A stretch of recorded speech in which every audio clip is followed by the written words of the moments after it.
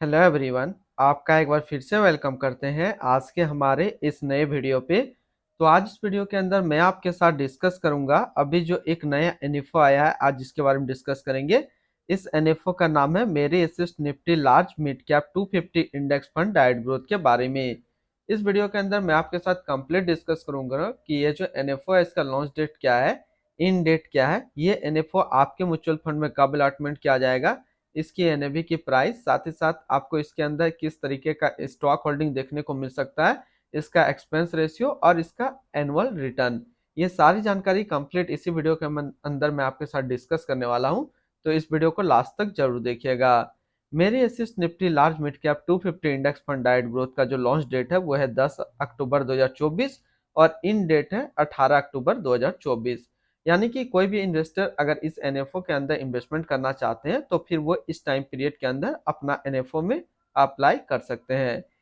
ये एनएफओ आपके mutual fund में जो अलॉटमेंट किया जाएगा वो किया जाएगा 25 अक्टूबर 2024 को। और जैसे कि न्यू फंड ऑफर का जो एनएवी रहता है 10 रुपया, इसमें भी सेम है।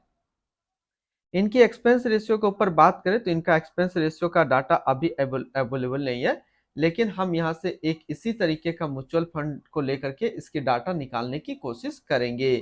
एग्जिट लोड की बात करते हैं तो एग्जिट लोड नील है, यानी कि आप अपना पैसा यहाँ से किसी भी टाइम निकाल सकते हैं बिना कोई चार्जेस के।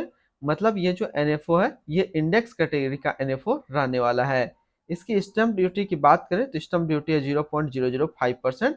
टैक्स इम्प्लानेशन की बात करते हैं तो सेम टैक्स इम्प्लानेशन इसके अंदर भी लगेगा, यानी कि शॉर्ट टर्म कैपिटल गेन पे जो आपको टैक्स देना है वो 20% टैक्स देना है और लॉन्ग टर्म कैपिटल गेन पे आपको 12.5% का टैक्स पेमेंट करना है।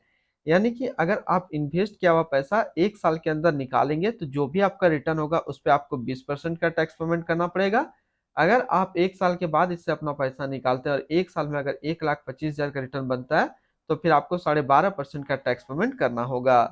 अगर कोई इन्वेस्टर इस एनएफओ के अंदर अपना इन्वेस्टमेंट करना चाहते हैं तो फिर आप जो है मिनिमम आपको लमसम 5,000 रुपये का करना होगा, और अगर आप एसआईपी करते हैं तो मिनिमम आपको 99 रुपीज का एसआईपी करना होगा। इनकी fund house and investment objects की बात करते हैं तो मेरे assist mutual fund total assist में इंडिया पे नंबर 13 पे रैंक करता है। इसका टोटल असिस्ट अंडर मैनेजमेंट है 1,81,758 करोड़ का। मेरी assist Nifty large mid cap 250 index fund diet growth ये एक अदर म्यूचुअल फंड है जो कि लॉन्च किया गया मेरी असिस्ट म्यूचुअल फंड की तरफ से। एकता गाला अभी इस फंड का करंट फंड मैनेजर है। इस फंड का करेंटली असिस्ट अंडर मैनेजमेंट है 1,81,758 करोड़ का और लेटेस्ट ने भी है 10 रुपया। मेरे assist Nifty large mid cap 250 index fund diet growth ये एक काफी हाई रिस्क म्यूचुअल फंड है।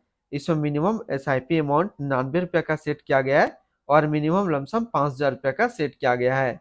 इसकी फंड बेंचमार्क की अगर बात करें तो इसका फंड बेंचमार्क है Nifty large cap mid cap 250 total return index. तो अभी तो सबसे पहले हम लोगों ने डिस्कस किया मेरी assist Nifty large mid cap 250 index fund का ओवरव्यू।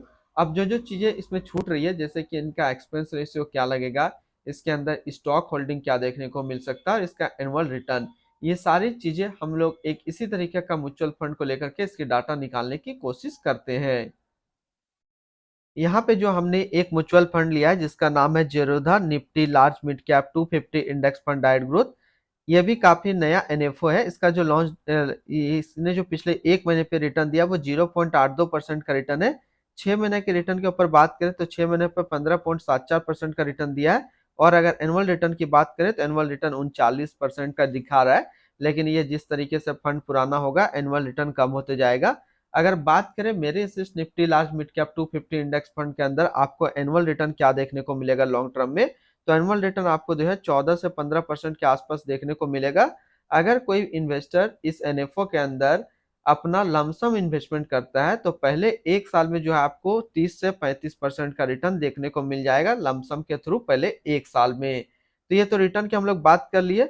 अब इसके अंदर किस तरीके का स्टॉक होल्डिंग देखने को मिल सकता है, तो इसके अंदर कुछ इस तरीके का आपको इसी कैटेगरी पे स्टॉक होल्डिंग देखने को मिलेगा जैसे कि financial, others, energy, technology, capital goods, automobile, service, health care, consumer step और कंस्ट्रक्शन। इन क्षेत्र में आपको स्टॉक होल्डिंग देखने को मिल सकता है। टोटल स्टॉक होल्डिंग जो इसके अंदर रहेगा वो 250 स्टॉक होल्डिंग रहेगा।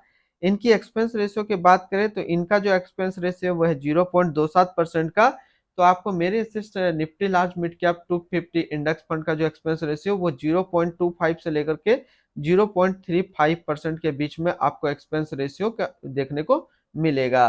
तो आज इस वीडियो के अंदर मैंने आपके साथ डिस्कस किया मेरे assets Nifty large mid cap 250 index fund के बारे में।